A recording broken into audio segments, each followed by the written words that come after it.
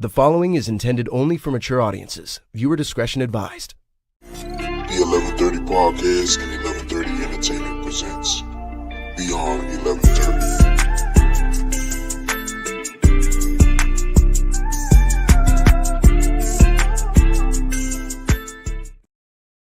Yo, what it do, everybody, man? We back here. The gang is back. It's time for that grown folk talk, man.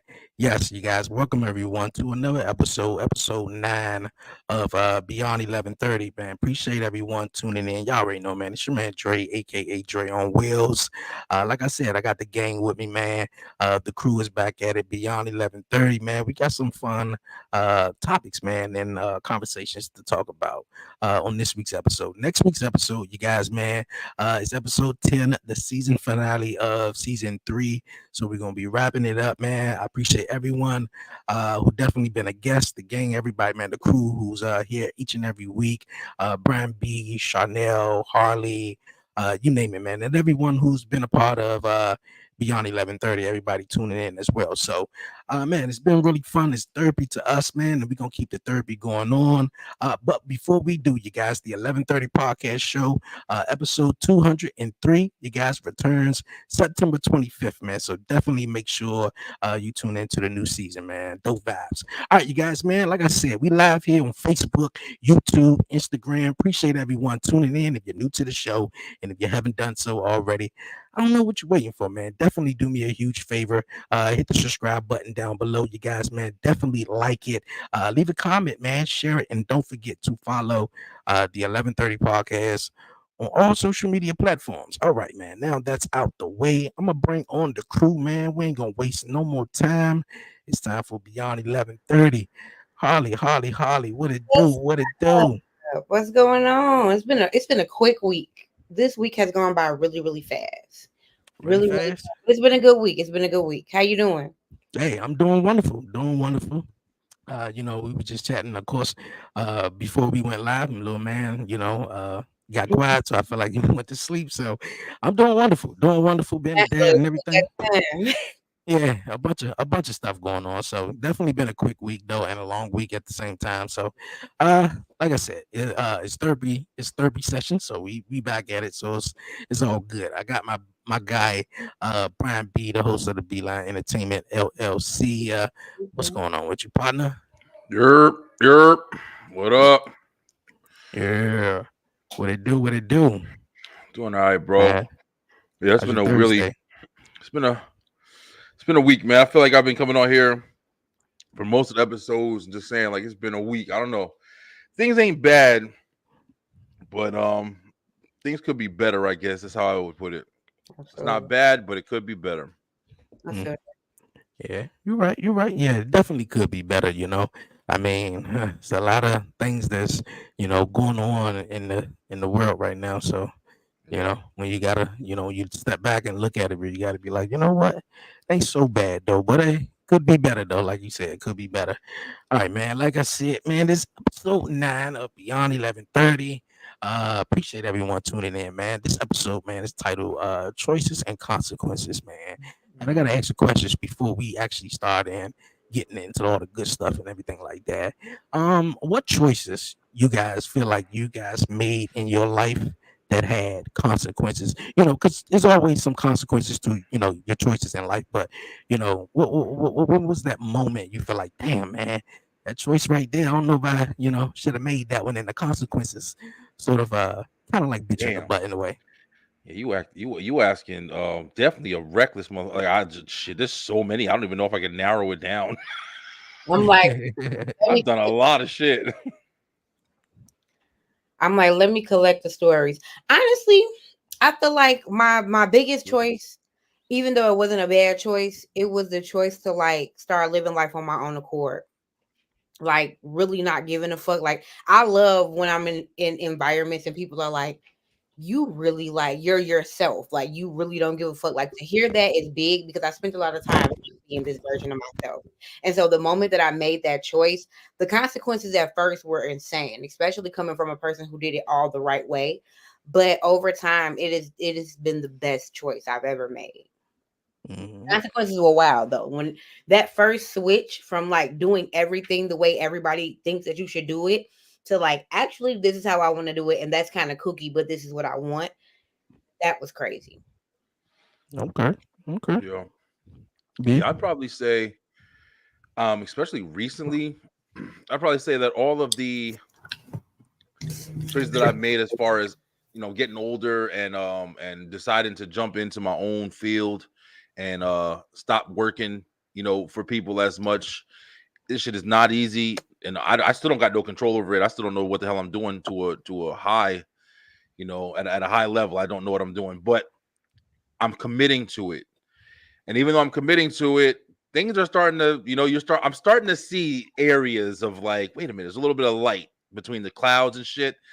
And that's starting to give me a little bit of, better feeling or whatever, because yeah, it's definitely challenging, bro. The consequences of not having that, definite, you're gonna get this, everything is structured properly. If you do this, you do that equals this.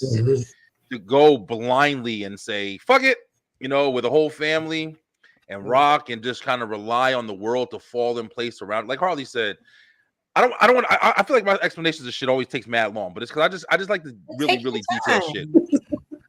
Do what you gotta do, bro. When I was 16 years old, yo, I got king status tattooed on my arm. Everybody always thought I was a Latin king or other shit or whatever. I used to fucking pride myself at a young age that I would just do shit and shit would work, yo. And I started calling myself king of the world. I was like, oh, fuck it. No matter what we do, we go here. Shit just happens. Everything. I'm a king of the fucking world. I know it might be, egotistical, whatever. But I used to feel myself like that, yo. I used to be like, man, fuck it. I'm going to get through it. I don't care. I used to pride myself in that shit. Then I had my son. All the stuff happened with my son. And then I just kind of fell out of it, bro. But as I'm starting to get older and I'm realizing, like, listen, fuck it. I want to try to make shit happen. I'm starting to see the light, yo. So the consequences just been like, just being super stressed. But when you get that gleamer of light, it's like, thank you. Okay, maybe there is hope in this shit. So Yeah, I say that's the best one I got right now. I like. Okay. Cool. What's going on, Chanel? Though, hey, before I get to Chanel and ask her the question, shout out to the BN show who's tuning in on Instagram. The question, his response was, the women I slept with didn't have any teeth. Ooh, So I was like, well, damn, the that's the one. riches, boy. You're having fun in the bedroom, but you're having a terrible time when you're out in the street because ain't nobody trying to see that shit. Fun in one place. Shut up, boy. Yeah. The question, sleepless ass woman. the question, Chanel, was what choices you have made in your life you feel like, or what choices you made in your life you feel like you had to also had to deal with certain consequences in a way. Oh man, all of them. Because every choice comes with its share of consequences. My choices in relationships, I think, are a big deal. But I've learned a lot. Like the consequences that come from it are not only you could count them as negative or positive, but like they're just all lessons, you know what I'm saying? But I've grown through each and every one of them.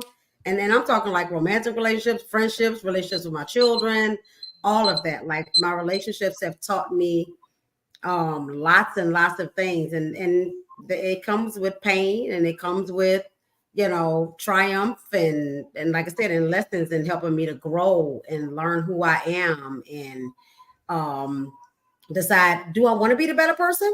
Do I want to be petty?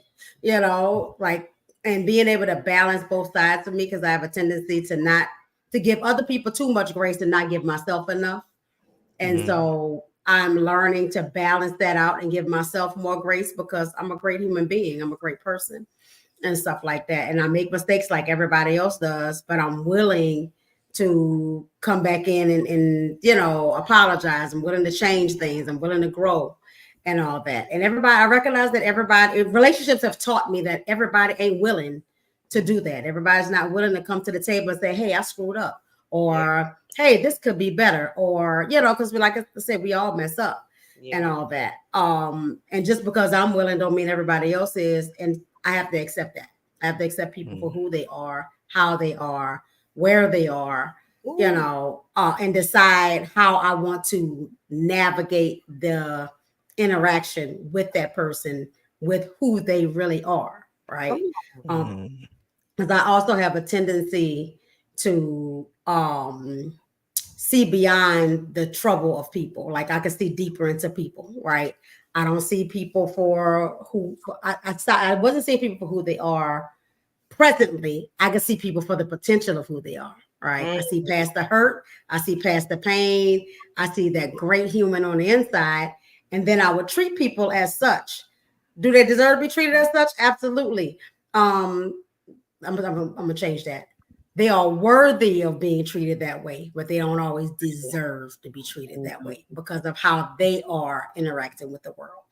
And so a lot of my decisions and my choices in friends and in romantic relationships, my children, work relationships, and all that have been rooted in and me treating that person like their potential rather than what they are actually putting out there. And then I end up at the hurting end and all that. So I've learned a lot over many years of, I'm going to accept you exactly for where you are at and who you are.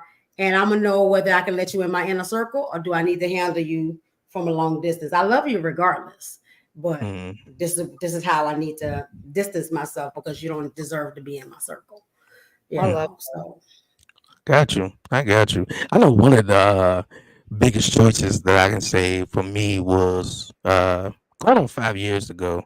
Actually, was doing something that I love to do. Although my brother was a reason for me, handed me getting into podcasting because it seemed like every single thing that I sort of attempted to do, whether it was the music or whether it was going to school or I can't even. I mean, it was a few, and it was just like, man, I don't know if this is it. This don't feel like it. And and society in the world is always, hey, you're supposed to do this, do this, do that, and like, but at the same time, you want to sort of like do what you're passionate about, and also, in the time we live in, it's kind of still well, it's sort of accepted being a entrepreneur or let alone working from home or something like that. So I know definitely when I started a podcast was something that was I always envisioned and had a goal for it and definitely wanted to do it. Definitely knowing the consequences because especially like family members, I know they at some time be like, oh man, you rich, you be on YouTube and you doing all this, like you're rich and everything. You ain't got That to is the the house like impression.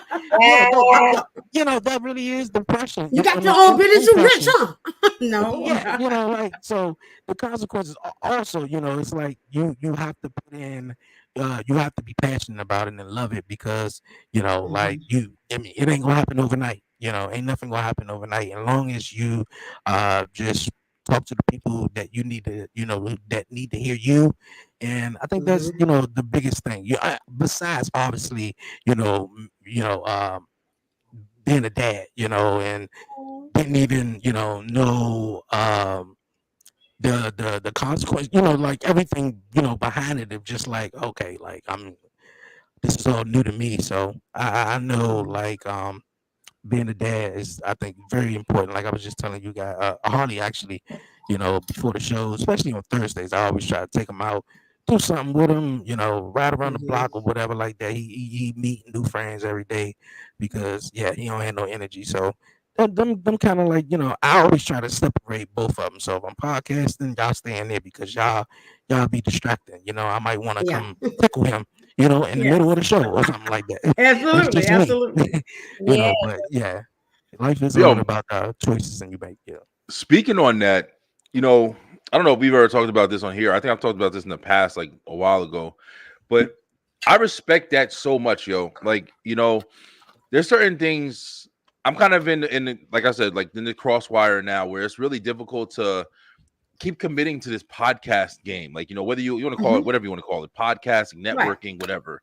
Like, because a lot of people aren't taking it as I keep saying this shit. I hope I'm not like, over generalizing or whatever, but I feel like a lot of people aren't taking this shit as seriously as they first started.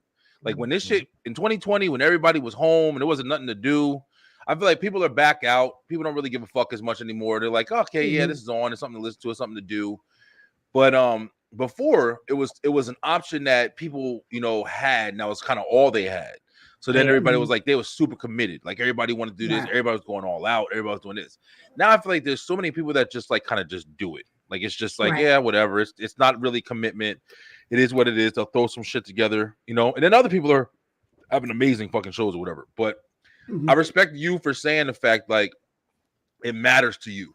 Like I know I got a show. I know I got a show.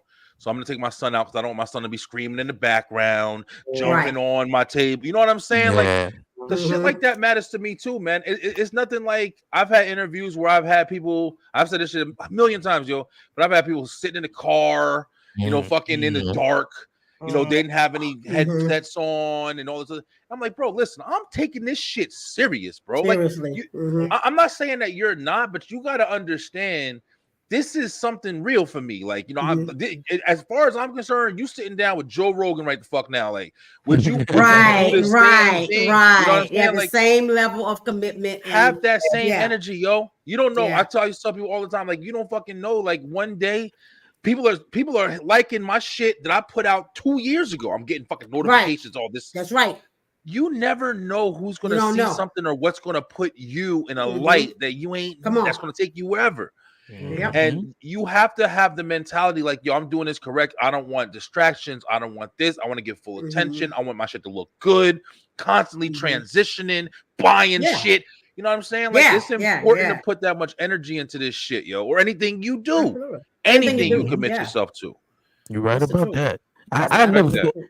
I never forget when I think it was actually maybe 2020, 2021 or whatever, after, just started podcasting or figuring out what it was and what I was doing and everything like that. And I remember getting guests and, when you could tell the certain people who take it as serious as you do, and then the ones who just be like, and like I said, I never forget it though. And it kind of like, it said a whole lot to me at that time, but because I was like, hey, reaching out to the person, was like, hey, man, you still on for the show? It was like, oh, man, you know what? I forgot. I'm at the beach. And I was like, well, damn. Bro, seriously. Like, bro, I had this one guy, he was begging me for an interview. I hit him up the night of, it was like an hour before. He said, oh, man, I'm on a date right now. I said, man, listen, fuck you. Deleted that nigga's contact. That shit was crazy, yo. Because I'm devastated when I miss something. I'm like, oh my God, I didn't show up. Oh my, like I feel the same way. Messed up when I don't show up, right? And stuff like that. Whether it be my fault or not my fault, I'm still like, oh my God, I made a commitment to something and I wasn't there, right? So I'm like calling and texting and because people's time is valuable. Your live time is valuable. I recognize myself and being guest on other people's podcasts and trying to do my own and co-hosting and all that stuff. That it's hard work. Like it's hard work and stuff, and the preparation that goes into it and all that kind of stuff. So if you sit down and you have, especially for a live show, if you have plans and this one person didn't show, then you got to restructure your entire deal completely, right? Yeah, completely, and stuff like that. Which is why it's great to have a coach. Reason for the wall. I'm like beyond 11:30 is the reason for the wall. Season 1, I was like, there is nothing behind me. My locks were also above my eyebrows. I was they sure were. Look at you. But when I looked at season 1, I was like, oh no, when season 2 comes back, there's gonna be something behind me. And luckily I had just started to crochet, so I was able to add that. But at first I was like, I'm not gonna go back on the show without a backdrop. I don't even do my regular. I do my regular. I feel you. I know. I just moved and I drove by this blank wall behind me. Yo, and listen, nothing bad, but it makes a difference. It Yeah. makes a It difference. makes a difference. It makes The a engagement difference. of just somebody crossing by, especially if you're adding them groups. Like I just added this to fucking 7 groups or whatever that we're in. I always do every show I'm on. Usually I add to multiple groups so they can watch it while we're live. Yeah. And then when people are scrolling by, especially on We need to Facebook, start doing it. when they scroll by and they see something playing, you don't know what's going to catch their shit. You can sit here. That's right. Just imagine we all had blank walls right now. Motherfuckers talking. Yeah. Keep it going. You see different things, and you like, Different wait a minute, things, this guy yeah. here. You know what I'm saying? Mhm. Yeah. It's always got the engagement, yo. Definitely right about that. Definitely right about that. All right, you guys, man. We're gonna sort of get into our first topic, though. Obviously, the show's titled "Choices and Consequences." All right. I have a video for this one though, but when I saw the video, it was way too long for me to even share it. We'd be sitting here for a good minute, though. All right, but I want to get you guys' thoughts on it, though. All right, it was a young man who went down the wrong rabbit hole in life, and he started hanging around the wrong people. Now, as a young man, as a young boy, his father told him, if you ever get into trouble, if you ever go to jail or prison, I would never ever support you. I won't, be writing you books or nothing like that. I won't be sending you nothing on commissary or nothing like that. And so, the boy ended up, going to prison, and he was writing his father and trying to get into contact with his mother and his father, and they never wrote him back. But 8 years passed by, and the father, of course, just felt like he owed his son something, though. So he wrote his son, and in the message in the letter, he said that, hey, hope you're doing well, but I'm writing this letter to let you know that your mom passed away. And your mom passed away, and the next time I will be writing you is if someone else passed away, or if when you be able to get out of jail. And so the son grew anger and hatred for his dad, because he wrote letters and wrote bunch of letters and everything to see, wanting to speak with his mother and speak with his father, but that wasn't the case. So he wound up getting out. First thing he wanted to do was take out his aggression and go see his dad. So he called his dad. He said, "Yo, Dad, where you at?" They meet up, and he's talking to the dad, and he expressed to his dad that he was angry at him for not letting him be able to see his mom before she passed away and everything like that. And I'm your son, why you treat me like that? Why you didn't write me back, send me no money or whatever? But the father said, when you were young, I told you that if you ever get in trouble and you ever go to prison or jail, I wouldn't support the habits and everything that you're going down, and I won't, me writing you and me sending you letters is saying that I support you being in a cage or whatever, just to wrap it up and everything like that. The father and the son talked, but eventually, the father told the son, we'll be able to hang around and trust, one another. You just have to, let go of the people you were surrounded with, and the people that you came here with, in the car and everything like that. He wound up turning his life around, got rid of his friends and everything, and of course started a business in the family and all that, though. But it was the choices that the guy made, and I wanted to ask you guys, how would you guys feel, sort of, as a parent, or just in general, you got someone, you love, and you're trying to get in contact with them, but you getting that tough love sort of from one parent.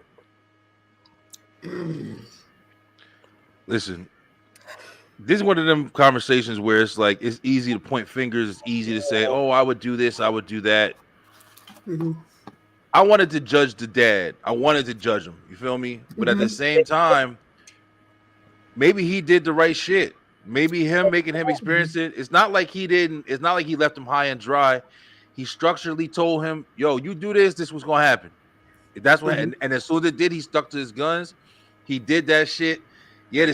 I think it was kind of hard that you only reached out when the moms passed.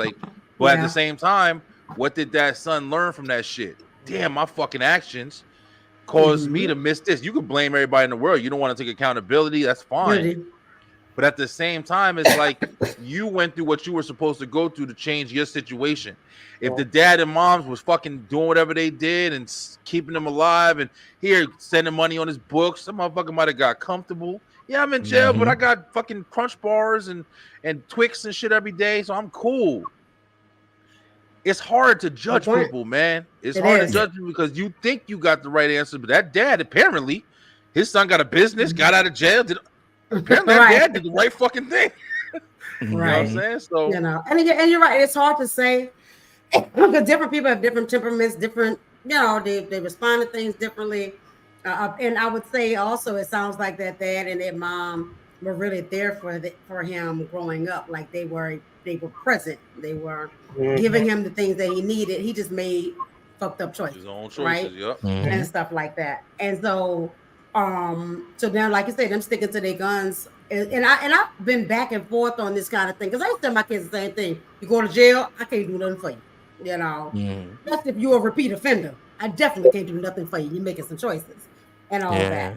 But I've also seen where people will do too much, right? Like you said, they get comfortable. I'm just gonna keep taking care of it. Now we're gonna celebrate when they get out and nigga get a job. For real, immediately. Right? What the fuck did you learn? Right? Yeah, what did you learn, right? And stuff like that. I'm happy to have you home, but now what you gonna do, right? Yeah. And then I feel like there's a middle ground where you can say, I can send you a letter to say not that I support what you did, but that I love you, right? I'm still here for you, but you're gonna suffer this consequence, right? No, I'm not gonna go out of my way. I know it's hard in there, all the things, but understand that when you do get out, we here for you, right?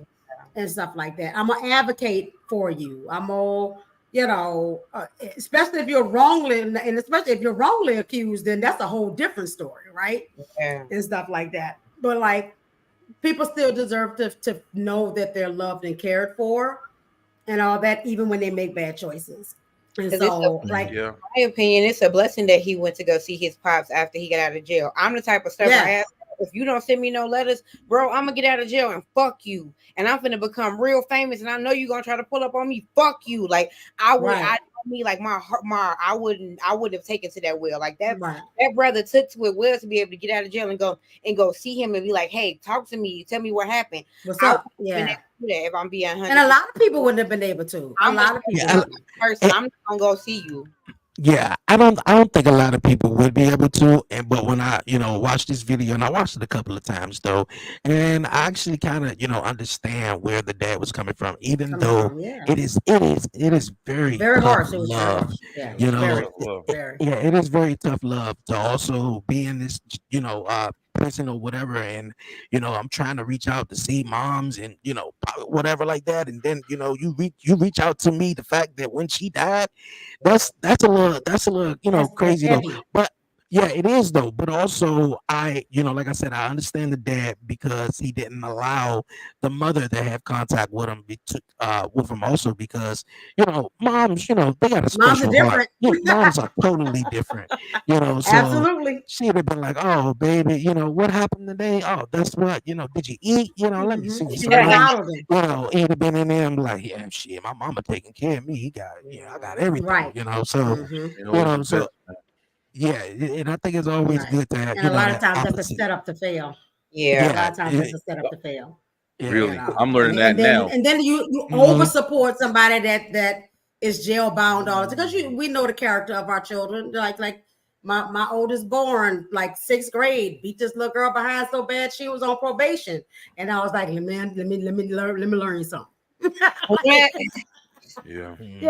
You keep this behavior up and this is the road that you choose, then that's gonna fuck up our relationship because that's not the road I'm trying to be on, right? And stuff like that. So I'm not trying to do that, right? And I told the same thing with my adopted girls. Like, if that's the life you choose, I love you, but I'm not there with you. That's not my lifestyle, right? And stuff. And I'm not gonna bust my behind to give you things. Okay. I want to ask this question. Okay. So if it basically was your child or your son or daughter or whatever like that, and they did something, and it's like shit, well, everybody deserves a second chance. Maybe not, but it's your child, and would you still be in contact with them and to support them through the I parent? would write them. I wouldn't I say would write them. support them. I wouldn't be sending, $50, $60 in a week, making sure like Brian said all the snacks now. Like, but I wouldn't have you out here down bad. And like Chanel said, I will let you know you wasn't alone. Because I feel That's like it. communication and the mental, you know what I mean?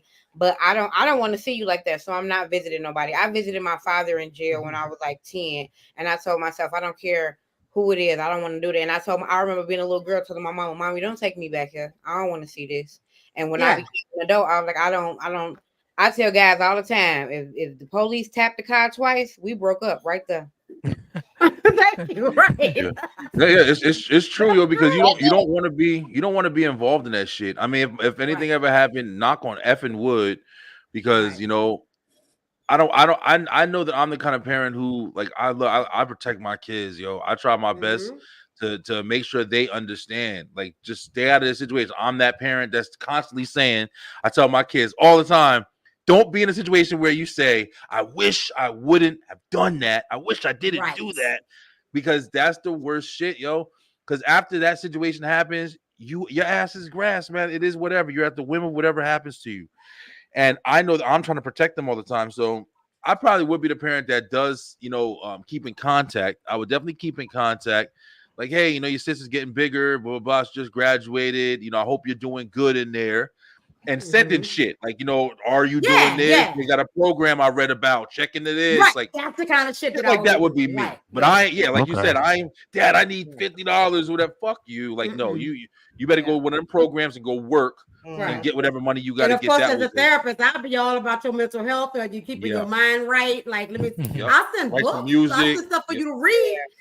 Okay. But like, I'm not like taking care of you in that regard, right? And that's you're cared for. Here's some books. This conversation is so good, yo, because I'm not gonna lie to you, bro. Like, it gets real aggravating seeing these fucking videos of these dudes coming home for jail, or even dudes still in jail, bro. I ain't gonna lie. I don't give a fuck about. Nobody cares about this statement either. These people that be in jail, free my brother. And all. Listen, the first thing I say when I see that shit, why, motherfucker? Like, what did he do first off? I know you want him home. Don't bring his troublemaking ass. I don't give a fuck about you missing him or none of that. But he in there for a reason. Oh, he robbed the store, but he just didn't want. Fuck you. I don't feel like dealing with nobody's bullshit. You ain't robbing my mom when she's coming home from work because you silly. Fuck that nigga. Thank you. But nobody, but people don't be paying attention to that shit. Everybody just wants to go and, like you said, and just so I hold him down. I support my no matter what. Then you got these fucking documentaries with these stupid ass parents over here. Oh, no, I know he didn't do it. How could he? What the fuck do you mean? How could he do it? We just watched the whole damn premise of the story. We don't even live, or we can see he did the shit. You know what I'm saying? Like. It's just you know your baby did. That's all I'm about to say, baby. I was about to say the same thing, Harley. You know your kid. I know which kid would cut the teacher out, and I know which kid would not. Period. Exactly. I know my kids. Exactly. And I've been in my stepson's life for 5 years. He's not even my kid, and I know my kid. But you know, ain't no grown up lie on my kid. I'm like, no, he didn't do that. He probably did. I tell you. He didn't do that. He did this, but he didn't do that. He didn't do that. Yeah, he probably did that, but he ain't do that. I know my kid. That was when I was in that school. I told y'all that day. I went to that school, and that teacher she called me up, and I already didn't like this fucking lady. And she called me up and she said, yeah, your son is over here writing sex stuff in class. I had fucking pajamas. I had like pajama shorts on and slippers. Yo, I went in there like a lunatic, bro. And I went into that fucking class. I walked right past the office. I went right to the class. And I said, okay, so where the papers that you say he draw this shit? As soon as she showed me, I was like, that ain't his fucking handwriting. That ain't him. I said, come on, get my son out this fucking class. They went and got the other lady or whatever that came. She was like, excuse me, sir, but we just have to keep it calm. I said, nah, I'm tired of this. She keeps calling me. This bitch wasn't even here the first fucking week of school when he started. And then she gonna come over here and tell him everything he's not doing and all that. Nah, bro. And they transferred him out from there. Yeah, I know my kid. Trying to lie on my Yeah. Definitely got to know your kid in that situation right there, man. Definitely though. All right, you guys, man. Choices and consequences, man. Though. I'm gonna check out this video. I want you guys to check out this video. And tell me what you guys think. That loyalty. He already hollering at the girlfriend at the funeral. His friend just died. What makes you think I'm trying to go out right now? Bro, you want to have it any other way? Bro, let's like come me. You know what I'm saying? Like, y'all got a studio. Okay, let me get another picture. You just having a picture. Okay, let me get another one. Yeah, bro.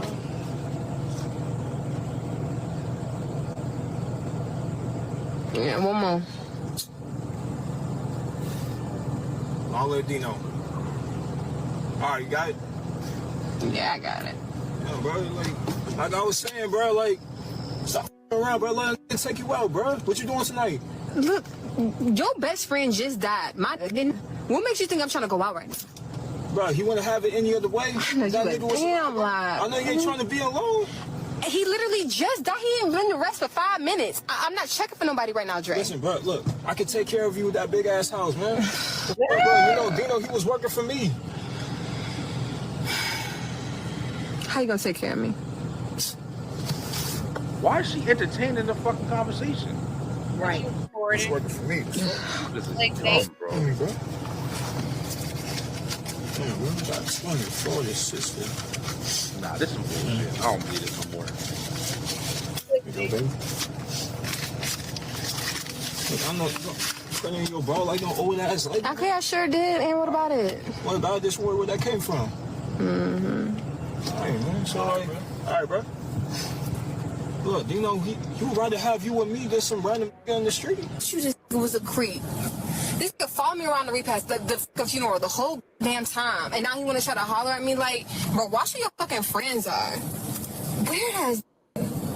Some of you niggas be pure D disgusting. Where is your loyalty? Where is your love? Where is your compassion for your dog? You really think your dog in heaven saying, yeah, dog, covet my things, be with my girl and raise my kids? Fuck no. You supposed to, if anything, be a line of resource and protection for her. Already being family. Out of sight, out of mind is a real thing. Soon as they subtract you from the situation, here come everybody with their true intents. Yeah, I've been wanting that nigga, girl. I ain't gonna lie. That nigga just got that call. He know that was my favorite call.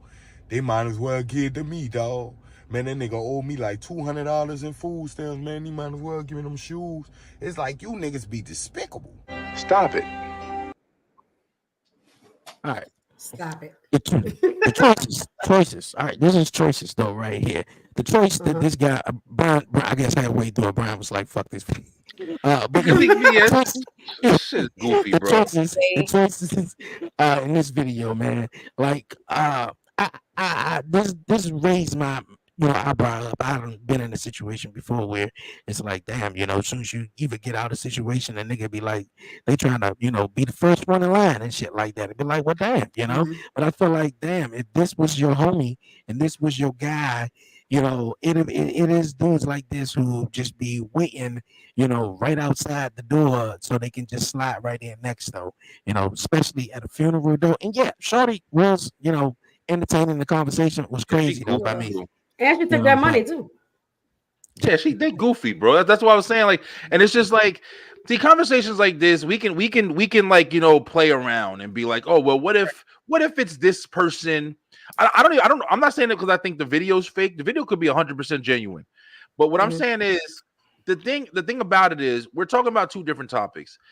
We're talking like it's a good nigga and he just all of a sudden came out and said, oh, I'm gonna go, I was loyal and good the whole time. I've never been anything else. But now that old boy's dead, now I'm gonna jump. No, that motherfucker right there was probably always trying to get on his girl. That's what I'm about to say. He been flirting with her. He been hollering at her. Yeah. He a joke. He ain't nobody in. He don't respect nothing. I don't think he respects anything. He wasn't respecting her when she was saying no.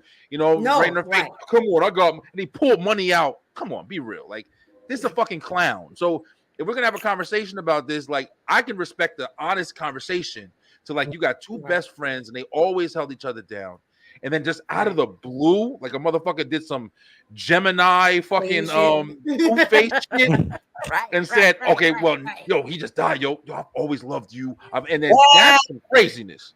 But Yeah, this is right. the clown that's fucking trying to get where he always been like He that. always wanted to be up in there. I don't even Yeah, know him, and I know it. I want to ask Harley and Chanel, have you guys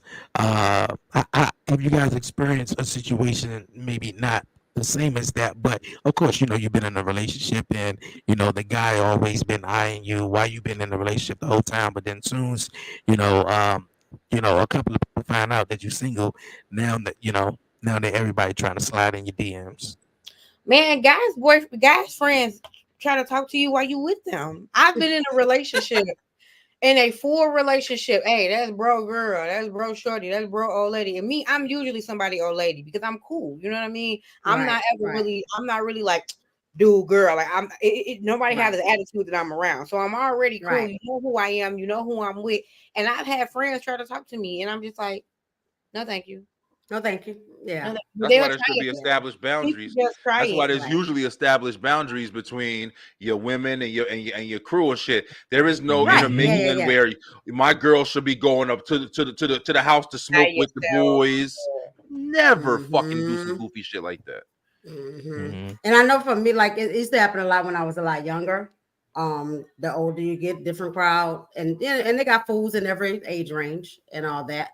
But I tend not to hang out with those folks and stuff like that. So it doesn't nearly happen as much as it did when I was younger and all that stuff. But like Harley said, like these folks will holler regardless. Yeah. Right. Because like Brian said, like you know who the fools are to begin with. You do. You know who would pull that stunt if a brother had, passed away, whether a brother had, walked away, whatever it is. You know the fools that's gonna try to step, because they always that's their character.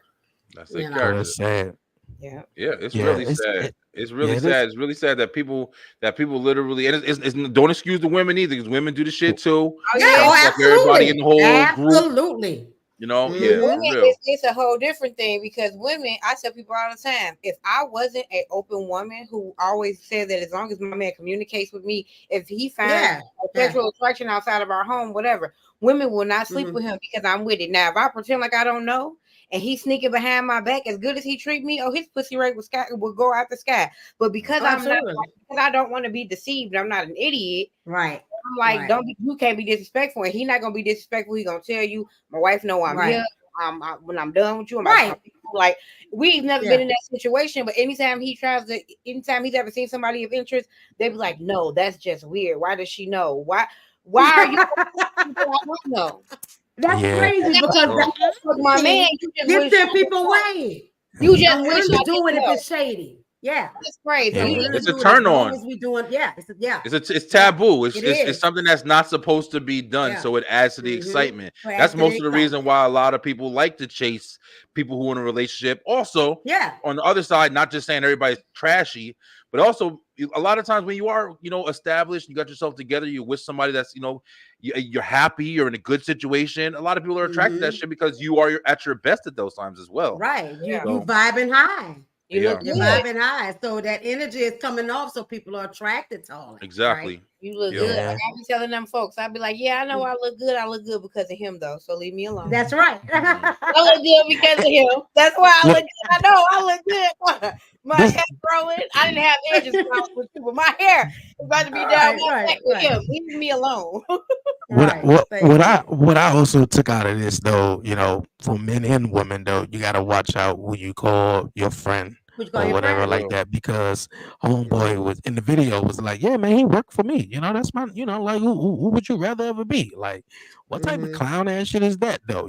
Like if that was your homeboy and that was your man, and he was working for you and all that like that, how you just gonna slide up to cuz baby mother like that? Like, I think that's foul though. But more of the story, yes, you definitely gotta watch out, for the ones who claim to be your friend and they can't wait to something, you either your downfall or you go missing to slide in and be like, take all the credit for it and everything like that. So or make you go missing, because that's another fucking thing when you're dealing with you gotta watch like that too, Brian. For real. You gotta watch that too, because they'll set you up for the fall. Exactly. And for something as simple, as just as simple as I want what you got. Yeah. That Yep. sucks, man. And then get what you get and can't even maintain it because you ain't that guy. That's right. Thank You you. ain't that guy. So you gonna Thank move this you. man out the way, and then the operation gonna go to shit because you ain't that guy, G Money. Yeah. For real. Right. Because you Mhm. don't Hey, have what it Dre. takes to hold it down. I wanted to Yo. say it's very funny that we have in this. I didn't know what show we were doing this week, but on Tuesday I was supposed to do my web show, but I didn't get a chance to do it. Kind of a weird week. And the title of my web show was supposed to be called Bad Decisions. Oh And wow. Come on, this Alliance. is I wish I had serendipity. I wish I had the fucking the video that made me think of this, but I want to get y'all opinions on this. Okay. One of the things that's been fucking with me lately is, like I said, I think I've been talking about it a lot. I know I'm getting older. My perspective is changing. Different things are changing with me. I went from being reckless, wild, nutcase nigga, when I was younger, to being this grown, mature adult who basically is like the fucking head of the household of like 4 households at this point with my families, man. So it's just, I think I'm kind of decompressing a lot of shit lately. And it's, I don't know if I'm changing midlife crisis. I don't know what the fuck it is. But I saw this video with this girl. This girl had to be white girl, blonde hair. She had to be maybe like 20 years old, if that, maybe 18, 19, whatever. She was getting a tattoo. This fucking chick was getting the word, what the fuck is it called? Apprentice? I think it was apprentice, because I remember thinking of Donald Trump when I saw it. She got the whole word apprentice tattooed across her fucking forehead, yo. What? This 18, 19, 20-year-old tops, blonde white chick. And it looks like, of course, she's in a video. Let's do it. Fucking fat, thick, black letters, apprentice, across her fucking forehead. Now, back in the day, I would have saw this video and laughed. I'm 20 years old myself. This fucking idiot. She's crazy. But 20 years later, I'm looking at this video like, this bitch is going to regret this shit. She's probably the rest of her life. In 2 months. No, I'm saying she's probably the apprentice at the tattoo shop. So she's about to get tattoos all over her body because when they don't get work, they just ink up. If she's working at a shop, I think I even know that video. She's working at a shop. That's why she got apprentice across, because she's the apprentice at that shop. That's the beginning of a host of face tattoos. They mark themselves up anyways. There won't be they probably won't be in the regret unless you like grow up one day and you're like, oh my God, I hate my ink. But if you are like a kick-ass tattoo artist and you grow up one day, you just can't tattoo anymore. You just got memories all over your face. Because that's usually what they do. Like she was an apprentice in a shop. She gonna be in that shop probably for her career, move around a few times, get a little content off of it, and she gonna live her life. But yes, I agree, that shit's crazy. If she wasn't doing Harley, that was the most glass full, optimistic answer to that shit I ever would have put together. That's my girl. Let me tell you something. Baby, you know I'm gonna find it. Yes. I am the silver lining finder, baby. That was good. I don't know tattoo culture, so I was like, listen, I don't know how, but when you say look, I live in a tattoo shop, but yeah, okay. I feel like tattoo artists, when they make the decision to be like, this is what I'm gonna do with the rest of my life, they get a face tat. But how the fuck do you know that at 20 years old though? Because that's what you want to do with your life, and that's what you're about to commit your energy to. Man, that's a hell of a commitment, yo. I'm just saying, like, no, just speaking on the opposite side, devil's advocate. Like, you gotta understand, like, a fucking tattoo is permanent, bro. Even when I got mines, and like, I don't regret any of mines. Like you said, they're memories. Just at the time, I know I needed it. But for something as vague and drastic, I mean, maybe apprentice means like the world to her or some shit. Like, I don't fucking know her life. That's the beginning of her life. Bro. An apprentice in that shop. Like I was an adult. I went to school. I got my little degree thingy. I got my little buzzy buzz. I walked into the shop. This is the beginning of my life. It's still wild as fuck. I don't want a face tattoo. I'm nervous. I really want one. I'm not gonna lie.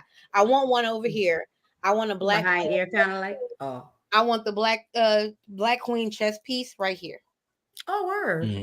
But my locks are gonna cover it, so you're never gonna know unless I have my hair up. But I wanted it right by my ear. Yeah, that's a hell of a commitment, man. That's A different tattoo than is across your head. Across your head is that shit yeah. is crazy. That shit is crazy. Yeah. If y'all saw the I fucking still video, want tattoos, but I would never, ever tat my face. I don't think. bro, if y'all saw the video of how thick and bold that shit was, I'm telling y'all right now, y'all gonna understand what I'm saying. She like literally, like somebody took a fucking name tag and stapled that bitch to her head, and she got to walk around. Now we're just thinking about when she had the tattoo shop, but for the rest of her life, when she's buying soda, when she's getting gas in the car, when she's 25, when she turns into a mom, she's going to take her kids to school. Like, yeah, maybe you will have a whole bunch of tattoos. Maybe you'll be a Tekashi 6ix9ine looking motherfucker, whatever. But at the end of the day, it's like literally, nigga, you walking around and you have plastered shit right here. The first image and thought process of anybody's brain is, why this bitch got a Princess tattoo on her forehead? Yeah. Forever. Right. You'll always have a conversation starter, I'll tell you that. Yeah, for Absolutely. sure. And Ender too. And I'm like, I don't want to do nothing with you because you have a Princess on your fucking forehead. Yeah, you gotta be Just the like that, the comments, Mm-hmm. and the reactions of when she giving head, I think will probably be the most funniest. Oh my God! Oh Yeah. man.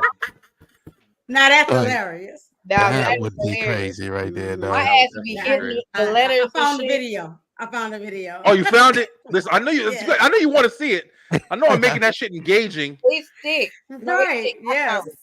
I made a It's whole thick. You're right. show It's off that thick shit. block letters. Yeah, it's thick. I Man. know. Yeah. Yeah, I see a lot of people who tattoo their face. Once I saw Bam Bam Bigelow. I don't know if everybody know Bam Bam Bigelow. Oh, yeah. I was like, yeah, like this dude got tattoos all over his head. His head. Yeah, Yeah, bald his head. head. Yeah, bald head. I was like, oh man, that's crazy. That's a common thing for like bikers and shit, though. Yeah, it is. It is though. But yeah, but the B19, even if she wasn't like in the shop or worked there, was did tattoos, and she decided that what, hey, I'm getting the Prince on my forehead, big, Right. and everything like that. And crazy, bro. that's like, hey, you might as well just change your name to Apprentice after that. Hey, Right. Apprentice, that's your Superhero. Facebook profile right there, Yeah, that is. I don't know, but why? Like, just I hope she is an artist, like you said. I hope. Yeah, I'm like, I hope she's The an silver artist. lining is. Yeah, I hope she is. If not, then baby, look, you got me out here reaching to give you grace, bitch. You better be. Yeah. You found it. You found it, because I'll tell you right now, You did. I ain't giving her none. I was like, it just spoke to me in a And way I'm of just like, saying, I'm she could have 40. did some fancy lettering and not big block. Yeah, maybe like a swoop, like a little size, little yeah. size, You can't even cover that shit, because even if you cover this, it's gonna be a big black right, big even black bar she across the is forehead. white, like she is white, and she don't have to do a whole bunch of flowers. She could do a flower crown. She better hope she don't change. But the reason why this conversation is interesting is because we're talking about decisions and shit, and we're talking about like consequences. But it's like you do something like this at such a young age. We all know, we've all been there. I'm pretty sure we all at this point we've spoken on shit we've done in our past that we don't do no more. Right. The changes that you go through as you grow up are crazy. So to make such a drastic, committed decision, that's something that can partially be like on some hee ha ha shit, which is cool. You got some thoughts to think about later, but something so committed like this is you're gonna hit you from 20 to 30. There's at least got to be a party that says, "Damn, I wish I didn't get this shit on my fucking forehead." Yeah. You can't even take it off. About it, but then also some people do makeup, because like Sukiana, she has a tiger on her face, but you don't always see the tiger on her face. Now, if you want to wake up every day and beat your forehead, cool. But she will probably I know. Sometimes Suki will do an interview and you don't see the tiger on her face because she has a tiger on her face. I wish she kept the tiger on her face. I think it's beautiful on her. But every time she does a more professional interview, she get that tiger out the way. I be like, Suki, show that tiger, girl. Was that the girl who was arguing with old girl about the difference between magician and musician, or was that at work? That's her. She wasn't arguing. She asked her, "Do she make music?" And she said, she asked her what type of songs she make. Something. She said, I don't do that. I'm a musician." Suki, she real smart, but she ain't got it neither. You reaching again. That conversation was real. She ain't real fucking smart. That shit was crazy. I'm like, I'm an actual friend of this person. Like, I sit and watch them on live, so I've listened to her speak, and I know that she's like me. She's one of those people who's like, I know that I can talk and say what I want to say, but I also want to say dumb shit because who the fuck are you to tell me that I got to say some shit that makes sense? But when it goes viral, it still looks fucking stupid. confusing. Yeah, I mean, I get it, but damn. Right. Hey man, if Shorty better not get into no trouble, I tell you that much though, because everybody will be able to identify her. I tell you that. She is known For real. All right, you guys though. Yeah. All right. Have you guys ever been on, a plane bus ride or been out somewhere? You be like, yo, man, they don't smell too good. They don't, like, are y'all one of the type of persons or people would straight up be like, homie, you know what? I don't know if you can sit next to me. You know what? You stink though. But before I get your answers, this happened to a couple though. They got kicked off an airplane because people on the airplane was like, yo, man, they body odor wasn't right at all though. Closed the gate and then they said, oh, sorry, sir. Some people complained that you had body odor. We're not letting you back on. The Adler family briefly boarded the American Airlines plane before they were asked to get off because passengers were complaining about their body odor. We don't have odor, okay? Nobody here has odor. Oh, stop. Give me that.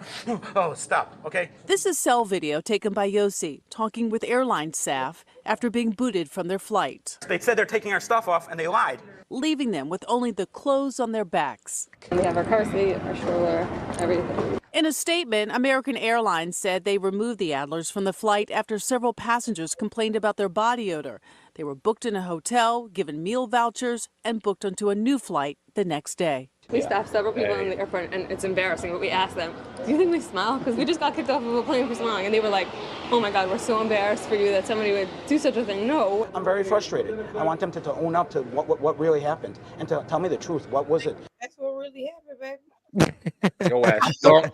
Them motherfuckers was like, I ain't riding this fucking plane for 6 hours. These stanky ass niggas. Listen. They look like they got a little smell to them. And you know how some people, you know how you look at some people, you like, it's a 9 out of 10. You could look at Chance, did you stink? You probably stink. Ain't nobody gonna kick you off no airplane. That's what I was just about to say. And you stink. They about to be tearing up a whole ass. And you got a baby. You think and that you stink. They nobody was lying. Yeah. They had a baby on their arm. Nobody was lying. They was like, yo, these motherfuckers stink so bad. Get the baby off, all of them. Have y'all watched the TikTok videos about like not bathing? Yeah. Now they say like that's they the first thing I thought about. And it trickle down, or like they just get the top parts and they let everything else trickle down. They don't wash their legs. So some people are like, oh, what the water that we have, the water is toxic, so we really don't want to put that on our baby's body and this and that. And they don't be washing their babies. Yeah. Mm-hmm. Nah, you got that one right there. You supposed to wash that baby. You'll put a little powder on that baby. Let that baby go to sleep. That baby, a little lotion, a little powder, like yeah. I don't want to act like it's just the other side, but I know a lot of Muslims and stuff like that. But it's more likely that it's the other side. But I know some things that natural soap shit that they be using sometimes. That shit they be rocking too. Go put some aluminum in your deodorant. Yeah, that shit stink. You either go have a plant-based diet or you go have aluminum in your deodorant. You not with the aluminum-free deodorant, eat meat. You stink. When I used to work for real. When I used to work with, you have to do all of it in order to not use aluminum, and when you're starting to purge the poisons and toxins, you got to do the inside too. Yeah. You got to eat right in order for all of that to work together. Y'all be out here eating Big Macs and want to use that aluminum-free deodorant. No, you can't do it. You need aluminum. Yeah. You need aluminum. Yeah, you definitely. But I used to work with Indian college students, the ones who come over there with their stuff. And when I was working with the leather coats and stuff, and it would always be like they would always transition out. So it would be like a new like couple. And I did that job for like a couple years on and off. But they would come in, and some of them would be like, okay, but then other ones, and I'm talking about women and men, everybody like, there was nothing. There was nothing they did. There was no deodorant, no perfume, no toothpaste. They would smell like fucking blimpies, yo. That's like all day. That shit was horrible. And I'm saying, just knowing that, like, and then I'm sitting here trying to sell fucking fur coats and shit, and then people coming in, and the whole fucking place is stinking. So I used to tell like the guy who was an Indian owner, he had a long beard named Kowell. And I just tell Coel, like, yo, Coel, like, you got these people coming in here, and nobody wants to come in the store. The fucking store stinks, bro. Right. And you know, I'm not trying to be mean, but it's just reality, bro. You But it's reality, yeah. No, because the food is delicious, but I can smell it come out my pores. Okay. I love Indian food, and I will eat it. But I will eat it, and then I will like do my like weekly bubble bath, and you can smell it in the bathroom. Smell it coming out. I can imagine if I'm detoxing from it every week, and I'm only eating it once every quarter, maybe. If you're eating it every night, every day, you're not doing a deep detox, that's gonna come out your pores. Yeah, and they don't use any kind of, they don't believe in any kind of like at least the ones that I know. I don't know if it's Hinduism. I don't know what it was, but yeah, they don't believe in like using certain, you know, products and stuff like that. They don't eat cow and you know, different things. Right. It's them spices. Man, I know about spices doing it. Man, I just know when you know, seeing this one though, and they were the only one who get kicked off the plane. I was like, you definitely, y'all stink though. I mean, you know, it's a high hell, a high hell. Right. That's not like slightly malodorous, right? That's not like they stink. It's like family stinks. It's filling up the space. Like and this is a closed-in space as a plane. Yeah, you know, you're gonna be up here for some time though. I might be, you know, trying to be polite and be like, you know, excuse me, you know, is there any way, you know, we can get these guys up? You know, I don't know, put them in the bathroom or something. I don't know. But put them in the cargo hold. I'm just saying, you know, I ain't trying to be rude. Myself under the plane. You got the guy right behind me. He was like, "Hey, can they get the fuck up? They stink." I'm like, damn, I ain't saying like that though, but like, that's my man. Yo, because in a way, yo, don't you hate this shit? Isn't this shit crazy? Where it's like you literally, I get mad all the time because sometimes I feel like people make me do shit, and I know that sounds super like, I don't know if it's narcissistic or whatever, but whenever you are in a situation like this, like you got somebody gonna bring they stank ass right up your ass, and they gonna come right next to you, and they smell like a motherfucker, and they gonna sit down right next to you like they don't. And then now you gotta be out of your character because either you can sit here and just deal with them suffocating and just deal with it, right? Or you have to make a decision to say, get the fuck up and get the fuck out of here forever and go wash up because you smell. And then it's like you're sitting there like, you know, you don't want to do that, but you have to do that. So now this person's making you be someone that you don't really want to be. And that's how I've been feeling sometimes with situations like this, yo.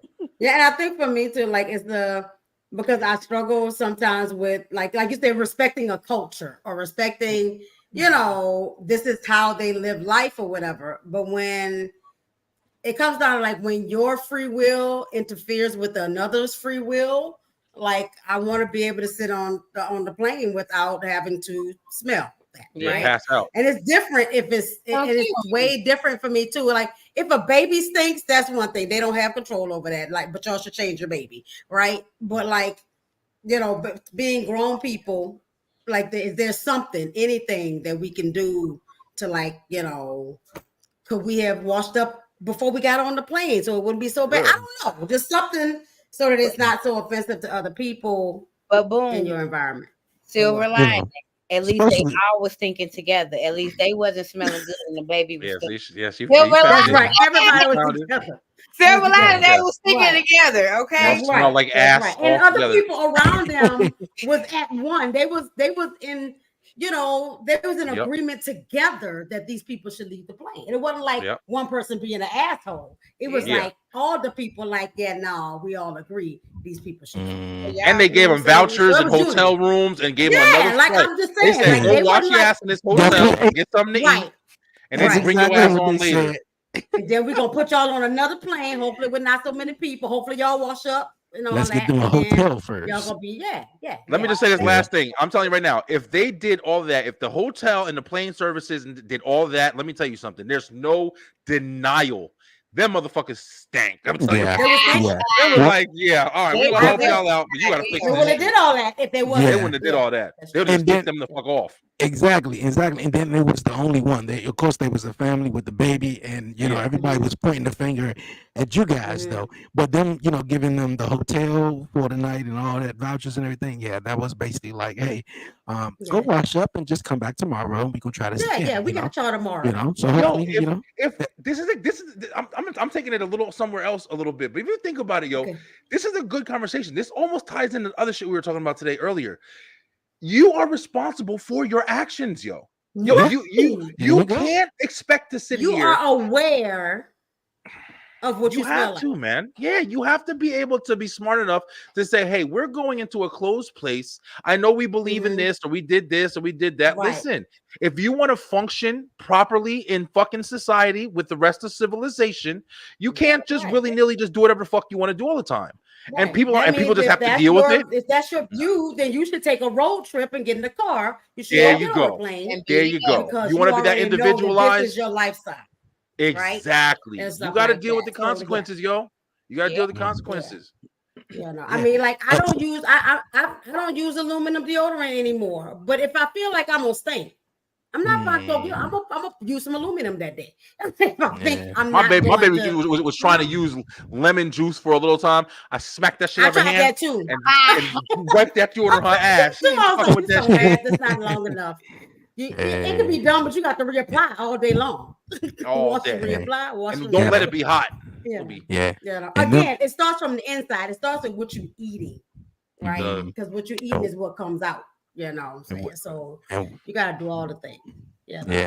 And with this couple right here, they definitely experienced some consequences of not washing their ass, though. So that's all I'm gonna say about that one, though.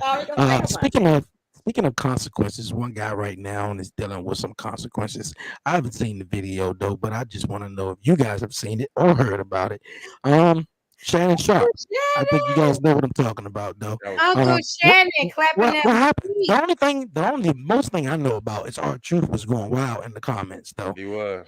That's about it, though. But what happened? Basically, he was fucking and got on live. Yeah, we don't know how he ended up on live. He don't even know how he ended up on live. I just watched his show with Ocho Cinco actually recently, Nightcap, right before I got on here. Everybody say no, this couldn't have happened, but I believe that the young lady did it. I think they set that up. I'm like, either the young lady did it or it was a PR stunt, and they want to make it. But basically, we caught the tail end of him giving it to this lady named Michelle, but it's not any visuals, it's just verbal. So you can the phone kind of fell on the floor, and you can grunting and the motions and hear him saying her name and things of that sort. And just some people calling him, and he got on the phone and realized that he was on live. And so now folks are just I feel like he's just like wholesome black nigga, you know what I mean? And everybody called him uncle and all that shit. So to hear him having sex, it was like, ooh, my uncle. You know what I mean? That's really, I feel like that's really what America is. That's really the big, okay. Yeah, he's good true Southern boy that, got his vocal coaching, and now he got him a nice little podcast and a cognac. And, and the white folks like him a little bit. And so now. Right. Yeah, he on ESPN. He's liked. Right now he's live clapping them cheeks, but he gonna be he'll be fine. Yeah, I don't think it's gonna damage him in any way. This will probably build him, if anything. But I do think that it was kind of a stunt. It could have been the girl. Yeah, but I think they did it. Even the way that the video was on and how it ended and everything like that, it was just like, I don't know. But I don't think it'll hurt him. It just happened. Shit happens. I haven't even seen it, but I mean, just hearing from it. I don't want to make no, speculations though, but from Shannon Sharpe having the old his show on YouTube, go big and whatever like that, and Brian just mentioned that could it be a PR stunt, and I'm like, man, oh man, just how what's the word I'm looking for? Just how crazy and evil in a way this world is to be like, look at, we're gonna sell our souls, or we're gonna do whatever the fuck we gotta do just so we could be trending or number one tomorrow, on fucking social media or whatever like that, Right. Just for a PR stunt, like that's crazy though. But I mean, I can kind of like see Shorty kind of, I don't know what relationship he had with Michelle, the fact that he put a whole name out there like that though, but Yeah, I that'd be crazy though. Yeah, you know the conspiracy theorists are gonna say this was his humiliation ritual. Oh, right. Absolutely. Ooh. You know Absolutely. the Illuminati. That's what I was thinking too. This is his humiliation ritual, and Nation it makes ritual. somebody close to him gonna die. You know, after he had all the what's the name. I don't know. Right. I always straddle the fence of the. I'm like having to give your life to something all day, which is what people do when they choose fame, is selling your soul. Right. Enough. I don't think there's like Yeah, it is. I mean, to me, that is the the selling of the soul. Yeah, I'm like, I don't Right? think there's some meeting of motherfuckers that's like, oh no. There is. Bohemian Grove and all that shit is real. I just feel like But, there's yeah. spiritual work, of course, but I just feel like at the end of the day, like people sell their soul because they decide to give themselves. Like I feel like at this point I've sold my soul to my artistry. I want this shit to happen. I wake up every day on fight for this shit. Y'all get 2 videos every day. Y'all get what I need every day. Like I've given myself, but I don't know what this is. I just know I love my Uncle Shannon. I stand behind my Uncle Shannon.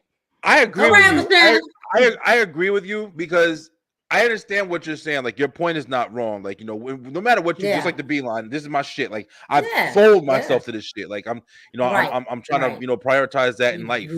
But at the same time, there is different levels when you do get on levels of strike. The higher, you know, statures of fame or for, you know, whatever, you know, celebrity, you know. But you do have there are the people who are in control of these fucking stages are the ones that are, you know, basically you were saying you're selling your soul to. And that's the thing, because there is a lot of shit with judges, lawyers, not even just talking about actors and all shit, of them, politicians. These Politicians, motherfuckers, they definitely have different spiritual shits that they're going through, and you know, Watergate and all that. There's a lot of bullshit out there for sure. So people are literally selling their fucking souls, not just figuratively or not whatever. For your, like figuratively, for your, like we're doing for what we believe in and what we it exists, yo. There's a lot of shit that happens every fucking day. And people do blow it out of proportion, and then you have to constantly question everything, but it doesn't take away from the severity of the other shit that's really happening. Right. And that's what we're seeing with the Trump and Kamala Harris shit right now.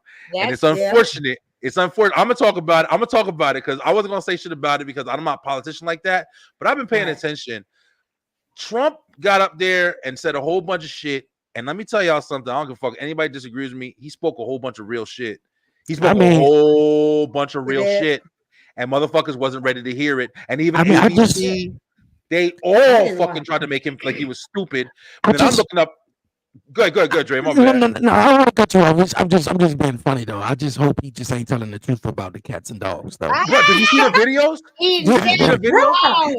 There's a fucking lady. I turned on social. All I could see was cats and dogs. I was like, what the hell? They've been verifying that shit all day. If you go on TikTok and shit and see the different videos, there's people on there because, you know, like I said, Trump has a cult-like following. So all the motherfuckers is doing is finding all the evidence of this shit. He didn't know everything he was saying. Like, he doesn't know all the information. And he is generalizing a little bit hard. I will say that because he's not the most intelligent motherfucker. But the one thing I always said about Trump, yo, that motherfucker is honest, man. He's I don't give a fuck what anybody says. He is an honest asshole. He's a rich asshole. He feels like he's just empowered. Everybody's below him. I agree with that. But he is definitely not lying. He's not full of shit. And he is telling it like it is. Now, Kamala Harris, on the other hand, y'all motherfuckers being sold that shit. Y'all sold. She's a black woman, and that's the only reason motherfuckers love her. I don't give a fuck what anybody says. Prove me wrong. I've been looking for fucking evidence. She's got a very bad history in the black community with how she was as a fucking DA or whatever she was doing, where she was literally fucking criminalizing black people left and right over marijuana. It wasn't even like it was anything else. It was she was locking motherfuckers up, not giving people chances. There's mad evidence, bro. And everybody just sees a black woman in office, and all they want to see is that as the main polarized figure, and that's cool, yo. But be honest with yourself. But be honest about it, Don't demoralize a motherfucker who's up here telling some shit. Everybody's making jokes. The orange man said we got to protect our pets. Is anything happening? Do you want to look into it at all? Like, you just want to, you just want to laugh because it's easier to go with the narrative. It's easier to go with everybody's silly shit. It's funny and it makes you feel good because you're like, yeah, I'm glad I'm on my side. I'm high and mighty now. I'm righteous and dignacious. Like, this motherfuckers literally had videos. The lady was fucking outside. The police, the fucking cop camera. The lady was outside eating a fucking cat. Like it's not bullshitting. Like there's some shit going on. You don't remember months ago? I'm about to go on a rant. You don't remember months ago when them fucking drones of fucking immigrants were crossing the border? We were watching it on CNN. And they were trying to cross the border. The fucking people from Texas were coming over and they were blocking the borders themselves because people were just letting bruh, it's shit going on. Don't be so hateful to a motherfucker and then make some memes and don't prioritize the high level of this shit. Yeah, it's some shit going on, yo. You might hate Trump. I don't think everything he says is right, but I'm just saying he ain't telling lies. People fact checking his shit and it's coming out fucking verified. Yeah, and I mean, I looked at a lot of old stuff that he said that people have shown to be correct. He be doing that shit. It might be blown out of proportion. He might have skewed it to what he wanted it to look like, but the basis of it is still true. And I don't vote for nobody, so don't come at me and say I'm a Trump. Yeah. Right.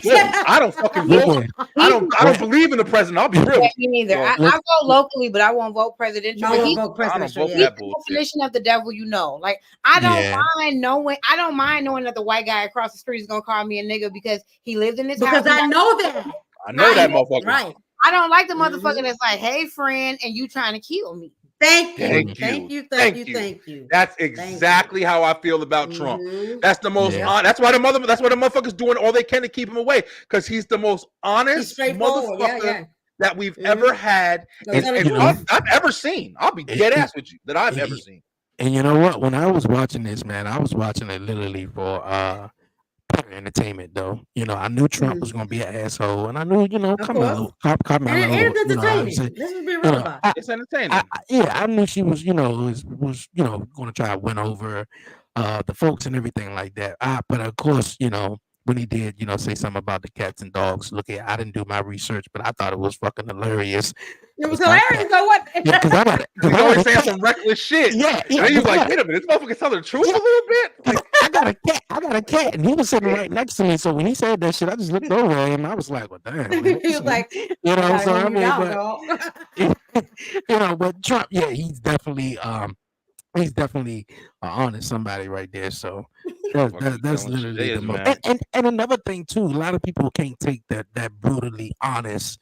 You can't take that. So he's also old, and he's also like, I'm not, like I said, I'm not trying to jump on here and say Trump is the most realest truth. No, I'm not a Trump supporter. I'm just somebody who pays attention to every fucking thing, yo. And at least I try. Like I don't get everything right, but it's just when I was looking at that, I remember even before he said that, where I was hearing about different things, and I don't know how much it is because I haven't had it happen. But if you do research, there are a lot of people in general, not even just like Haitians or stuff like that, that do those type of rituals, cut fucking heads off chicken, and and it's just like it's that's something that you can grasp on. Maybe he's grasping on it, but he's not doing it ignorantly. Like he's not doing it like at least kind of ignorantly or whatever. Like he's not saying it and just it's like some completely falsified information. Nah, it's shit going on. He might not have all the fucking knowledge and he's just speaking fast. He is not ignorant. Yeah, ignorant. Yeah, I like that. Yeah, ignorant. He got some concept. You don't give a fuck. So he ignorant. Yeah, he ignorant. He knows. He just ignorant. So he gonna say it in the most ignorant way. In a way, that's true. That's way to say it. I got you guys. Perfect depiction. All right, you guys, man. Before we wrap it up and head on out of here, man. Sort of last topic on this week's episode. I'll ask Brian first because Brian is the guy right now, though, on this one, though. And the ladies, I can, you can pitch in and, ask. And I'm going to play a short. I'm not going to play the whole video, but I'm going to play a short video. But I want to ask Brian. Okay, Brian, all right. If you were, just meet this lady right now, you just met this lady and, you get into a relationship with her and she got kids already, though. And she said, you know what, man, I'm not looking for a stepfather to my kids. I'm just looking for a guy that's, just strictly just for me, and shit like that, some straightforward type shit, though. But, and you like, all right, cool, I'm down with it. Fast forward, the daughter, the son, child of the mom, come off and say maybe some disrespectful stuff. And you I know the video you referenced it. Do you know the video? Okay, I'm gonna show a little clip of it so the ladies can understand what I'm saying if they haven't seen it. Okay. And then we're gonna go into it. But you don't have to tell her anything. That's the whole point. You don't have to tell her nothing. So if I see her doing something, you just say, just leave it alone? You're dealing with me. You mess with me, I mess with you. You don't mess with my kids. Okay? That's not the relationship we got. You hear from me. Don't say shit. She got a daddy. You ain't gotta say shit to her. You ain't gotta say nothing to her. Why are you trying to be a daddy or not? I just... What are you talking about? You ain't trying to get her there. Don't tell her nothing yet. I was trying to get her not to disrespect you. You told me to do something. I don't have you to come in here to talk to them. I'm not asking for them to have a father figure. That's not what I'm asking. I'm not trying to be no father figure in there. No, what? That's how I to listen. I already told him that. Your daddy already know what's going on. Oh, now you gonna listen to that bust on the Listen, phone. What's what the hell that? you mean a bust on? That's my baby daddy. What are you talking about? Buster, He's that let him still know in his her life. age. I'm not a single mother. I got So somebody you else gonna take sit care there, of you her. gonna talk Her to dad. Really? I didn't never tell you that you had to step in and be her father. I'm not trying to be Okay, your but father. then no, because I didn't ask you. on the phone, but he gonna butt in. Hell yeah, he's supposed to. That's his job. What you mean? Y'all got, he can just come in with A relationship where we co-parent. We don't need another man coming in doing anything for her. I ain't trying to do anything for her. You sound crazy. You are. You ain't got to tell her nothing. You don't have to enforce no rules that I have already applied. So if I see her doing something, Me and her dad got that. Go ahead and finish doing what you're doing. Shit, me and her dad got that. You ain't got to do nothing of that shit. She can fall out and bust her ass. I ain't gonna say nothing. You're not gonna be around like that. All right. Brian, you want to go first on this? Like, how would you feel, in the situation? Listen, Dre, that's hard for me to answer because, first of all, I never would be in this situation. I would have just fucking walked out. Oh, I'm not? Okay, fuck you and her. I don't care. Fuck the dad, too. I would never be in a situation like this. See, here's the thing. It seems like she let him know what it was. First of all, I can just tell by the way that she's talking to him. He's a sugar daddy. He's a piece. Yeah. He ain't nobody gets respect. He don't get no respect at probably a lot of places. That's why he's allowing himself to be treated like that. Right. And it looks like, just judging from this, that's all it is. He outstepped his boundaries. Yep. She's in control, and he should just shut up and listen. But he's going out of his bounds and getting put in his place.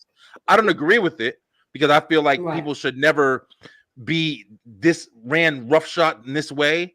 But if that's what he chose to accept, that's what he chose to accept. So she's telling you off. Deal with it, nigga. I mean, especially if it's something straightforward like that. Like we just together. No, I don't need a stepdad for my daughter or whatnot like that.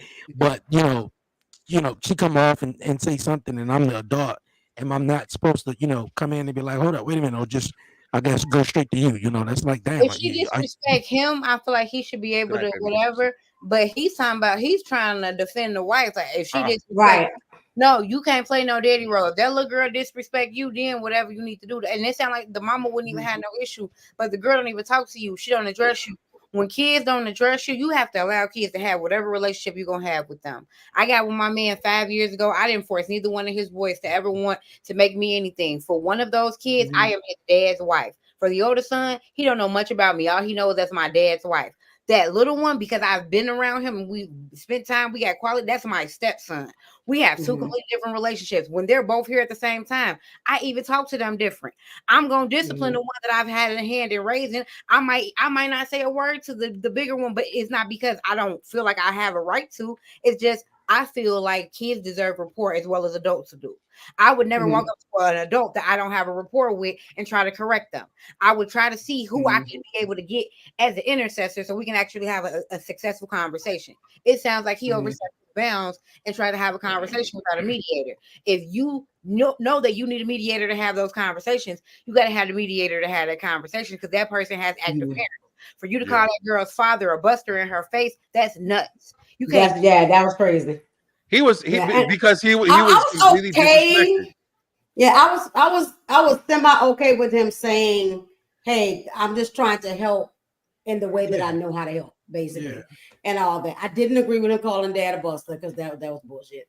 But I do agree. I didn't think about it in that way, Brian. That his role is what it is, right? That he is, He knows it too. He's not a real boo. He's not a real. No, he's not. No, he's a placeholder, and unfortunately, and this goes for guys and women. There's women in the same role. Like I can probably relate this story different to like if I was here and I had my girl that I know. Hey, listen, I just F you. That's what we do. That's you what we get do. it. Yeah. You come over and you sleep over. Maybe you do this. We cook some food, but don't come over here trying to parent my fucking kid. You crazy? Right. Get the fuck out.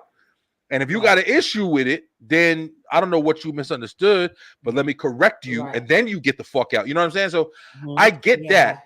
But at the same time, if you are the person who is dating and you have children, and if she's living her life on some shit where she's trying to find an active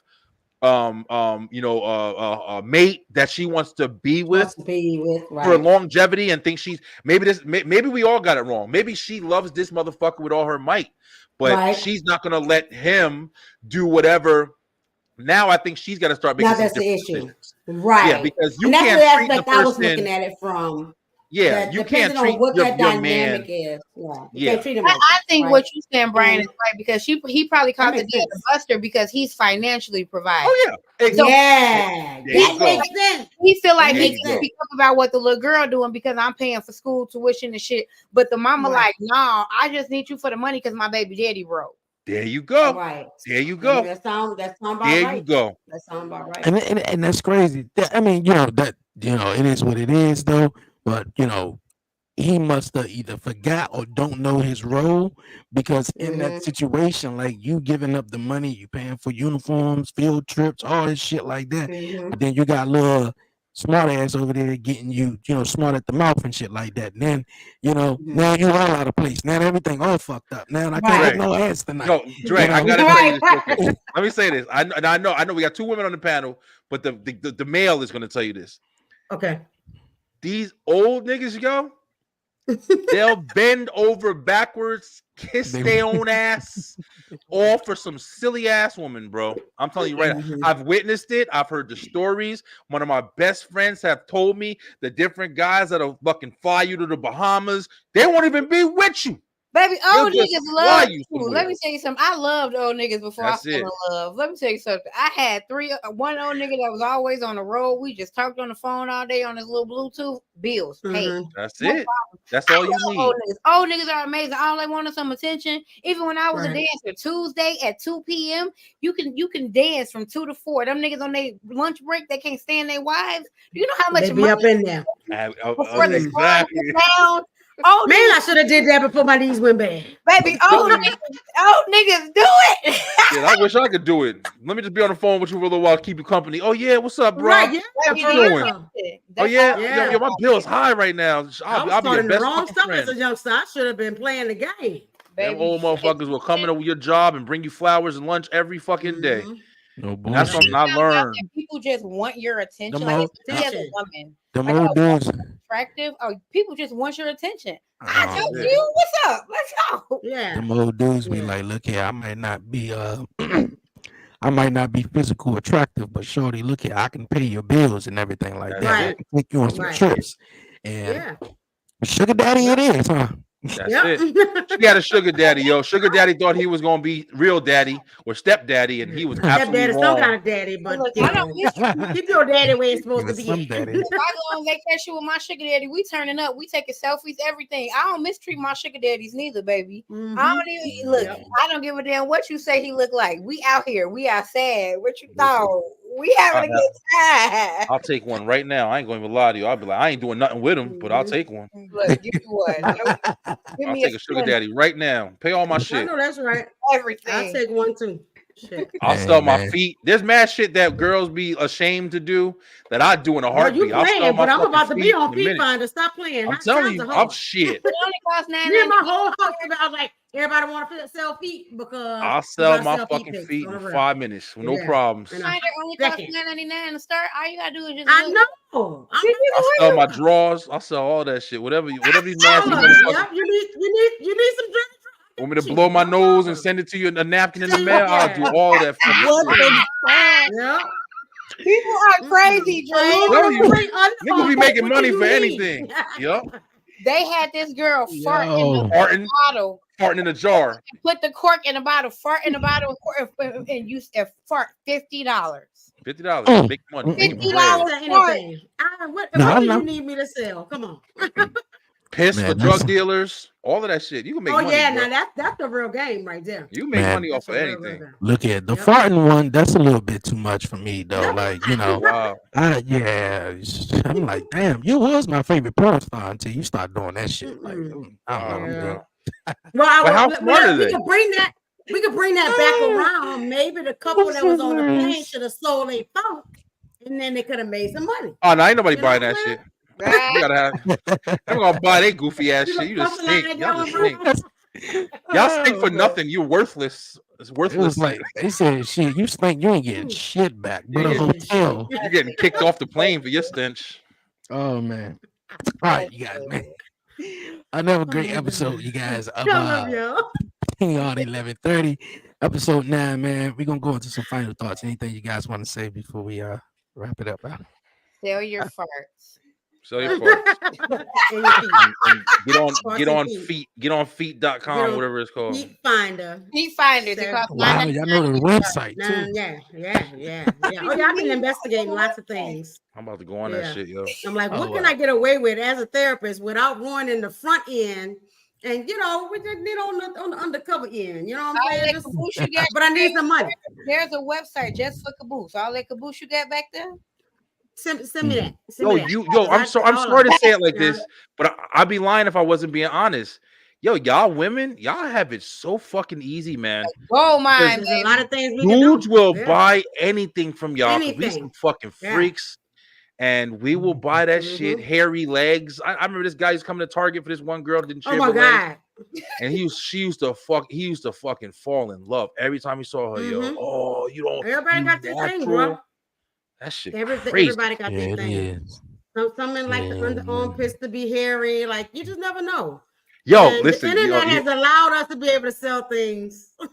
You want to hear a crazy story real quick before we go? Yeah. When I was in Target, this is me. I used to be fun as shit. I'm still pretty, but I'm not as much. I'm aware. But I used to be in Target, right? And this one time I was in the aisle, I was fucking like fixing it up. It was like the end of the night, and this lady, she was in one of the handicapped wheelchairs, and she had like a friend with her or whatever. So she started talking to me, and I'm reaching up, like fixing shit or whatever. And she said something. Me and my boy Kevin was in the aisle, and she had asked us something. She was talking to me. She's like, "Yeah, you got this. Oh, yeah, well, you got. You know what you're doing, huh? Blah blah blah. This and that. Just making small talking shit." And I was just like, kind of ignoring her because she wasn't pretty or anything. She was older. And I'm sitting there with Kevin or whatever. And then I start walking away, and she starts going down. As she's going away, she says, "Ooh, I bet it's hairy down there, ain't it?" I thought you were gonna tell me she grabbed your dick. I was gonna say, no. Yeah, she did. I was gonna say, don't be grabbing on people now. That's funny. I tried to ignore it, but Kevin heard it too. And I tried to ignore it. I heard what she said, but I tried to ignore it. But then Kevin heard it, and Kevin, he was a tall white kid. Kevin was cool as shit, but he was real like low talking. He was like, did she just say what I think she said?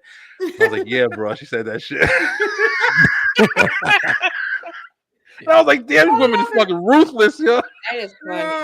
That was gross. Get worse when we get older. That's crazy, yo. That's crazy. Awesome. Target was fun. That was a fun job. I ain't gonna lie. Yes, indeed.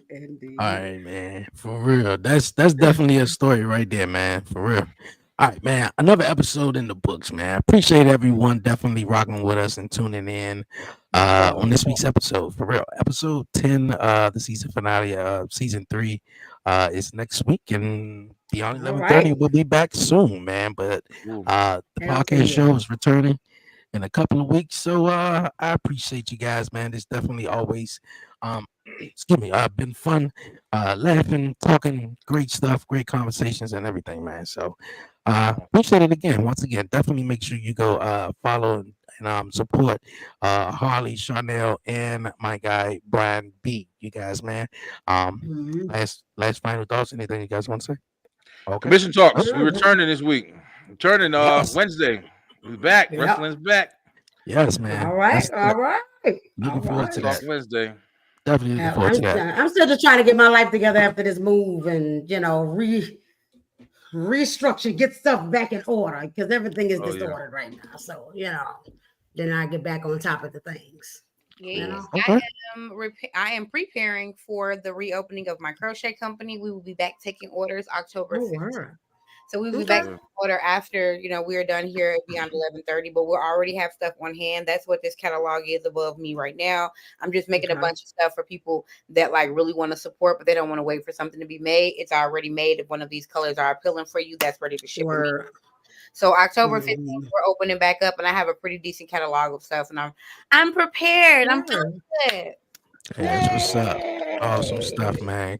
Keep killing it. Definitely make sure you excuse me. Definitely make sure you support Harley for real, man. I love it. I love it. And Harley, I want to say too that I'm loving all of your little morning things and your I'm catching it all the time. You're in my algorithm and all that good stuff. So always, and I'm loving it. It's very encouraging. It's very encouraging. You never know when you need to touch somebody. And the few things that you said this week, it was a hard weekend for me. And sometimes you said some stuff that really touched my heart and helped me to keep moving. So I appreciate you. I appreciate you. Man, that's what it's about. That's definitely what it's about, man. Reaching out to people and pulling everybody up, man, for real. All right, once again, appreciate everyone definitely tuning in. Next week is episode 10 of the season finale. You guys, man, definitely make sure you support everyone here. The crew, man, Chanel, Harley, and my guy Brian B.